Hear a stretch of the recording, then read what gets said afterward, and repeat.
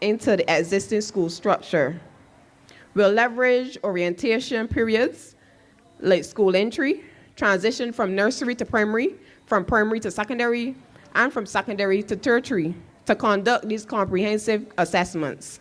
Here's how it will work. Parents and children will complete a written assessment, providing valuable insights into each student's learning style and potential challenges. A psychologist will then review these assessments, identifying early signs of learning disabilities or mental health concerns. For students who need extra support, we'll recommend further testing to pinpoint specific needs. Our goal isn't to compare students, but to create an inclusive curriculum that lets every child learn at their own pace. By understanding each child's unique needs, we can tailor our approach to ensure no one falls behind. This initiative will also create job opportunities in Barbados in several ways. The psychologists and assessors will be needed because more assessments mean a greater demand for specialists and trained assessors to review and interpret the results. We will also need to hire educational support staff. The schools will need additional support staff, like learning specialists or mental health counselors, to help these students identify the needs. And we will also need to create the curriculum development plan.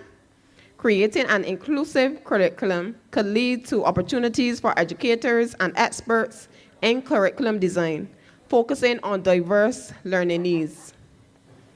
There will also be training and workshop. So the initiative will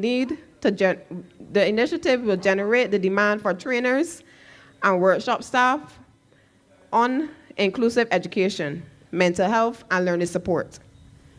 In Barbados, this could boost local and regional employment in education and health sector. So Barbados, hear me out. I love the idea of investing $5 million into our churches. I agree that our youth need education, edification, and empowerment. However, realistically, people generally spend about 2 days attending religious institutions regularly. Our children are at school 5 to 6 days a week.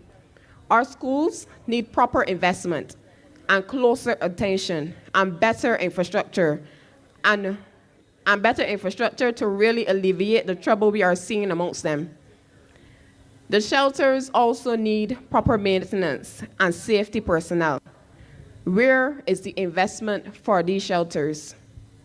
President Karina spoke about needing more security in schools. I want to talk about an issue that my little brother is facing currently in school. I am a little ashamed because I think that he's cut from a different cloth, but recently he would have been involved in an incident. When I got home, my mother would have pointed out to me that the back of his head was swollen.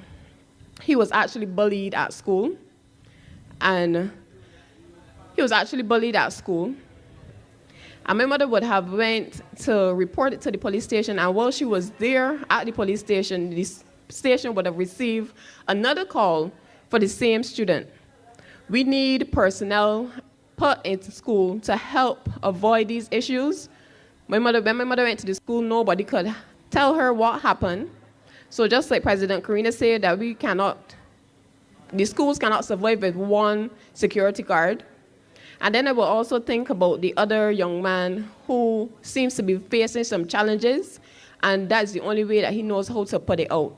I'm not justifying his actions, but both students will need tending to. Our schools need more attention. For lack of time, I just want to encourage you to vote for Omar Smith. Barbados, I want you to vote today for a better tomorrow. Thank you and good night. Authentic leadership for a brighter Barbados. Like Tyler